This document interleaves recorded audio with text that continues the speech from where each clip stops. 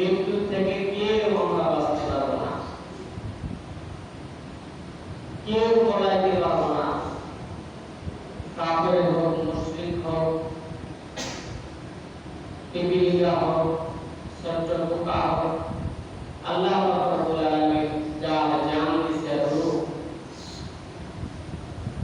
প্রত্যেকটা ব্যক্তিকে এক সময় না এক সময় মৃত্যু স্বাদ গ্রহণ করতেই হবে।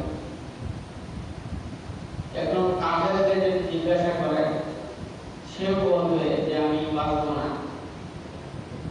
কোরআনের সব আয়াত অস্বীকার করতে পারে, এই একটা আয়াত অস্বীকার করতে পারে। সকলেই মরণশীল। ইহুদিকে জিজ্ঞাসা করে, সেও বলবে আমি মরণশীল, আমি চিরজীবন বেঁচে থাকবো না। এই জন্য দুনিয়া ক্ষণস্থায়ী জায়গা, চিরস্থায়ী জায়গা না। আমার আপনার চিরস্থায়ী জায়গা হলো আখিরাত, যেটা আমার আপনার জানাজা থেকে শুরু হয়ে যায়। এখন আমি যত দামি হই না কেন, আমার যত ক্ষমতায় থাক না কেন, আমার যত শক্তি থাক না কেন, ওই ক্ষমতা, শক্তি, বল, বুদ্ধি, বিবেক ওই সময় আর কিছুই কাজে আসবে না, যখন আমার থেকে আমার রূহটা বাইরে হয়ে যাবে, আমার থেকে আল্লাহ তাআলার হুকুমটা বাইরে হয়ে যাবে, তখন আমাকে কেউ আর দাম দিবে না।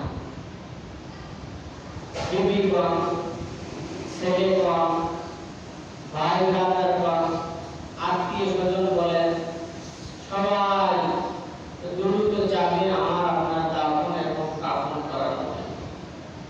সকলেই ব্যতিব্যস্ত হয়ে যাবে।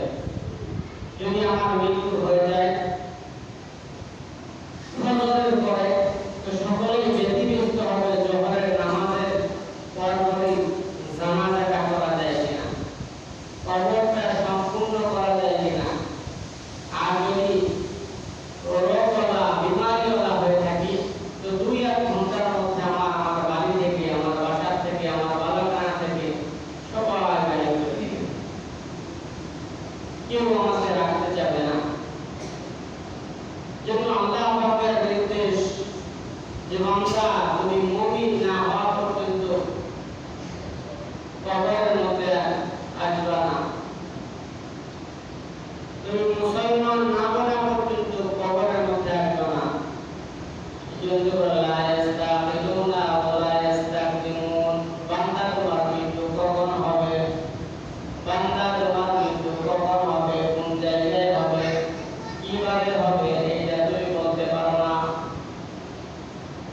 বান্দা তোমার যদি মৃত্যু হয় নৌকার উপরে, তোমার যদি মৃত্যু হয় পানির মধ্যে, তোমার যদি মৃত্যু হয় আগুনের মধ্যে, তোমার যদি মৃত্যু হয় প্লেন অ্যাক্সিডেন্টে, বান্দা এইটা তুমি বুঝতে পারবে না তোমার মৃত্যু কোন সময় আসে।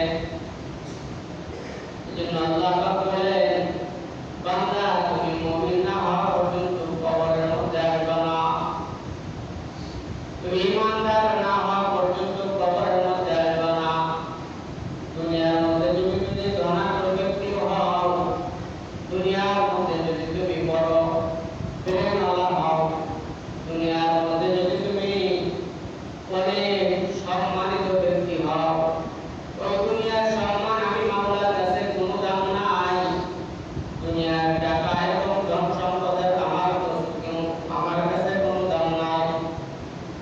বান্দা যদি তুমি কুলি হও, মুজিব হও, আর ওই বান্দা যদি ঈমান আর আমল নিয়ে আমার নিকটে আসে, কবরের মধ্যে আসে, আমি আল্লাহ পাক রব্বুল আলামিন তার জন্য একটা কবরকে জান্নাতের বাগিচা হিসাবে রাখবো। বান্দা তোমার ধন সম্পদ সব কিছু আছে, কিন্তু বান্দা তোমার যদি ঈমান না থাকে, বান্দা তোমার যদি ঈমান না থাকে,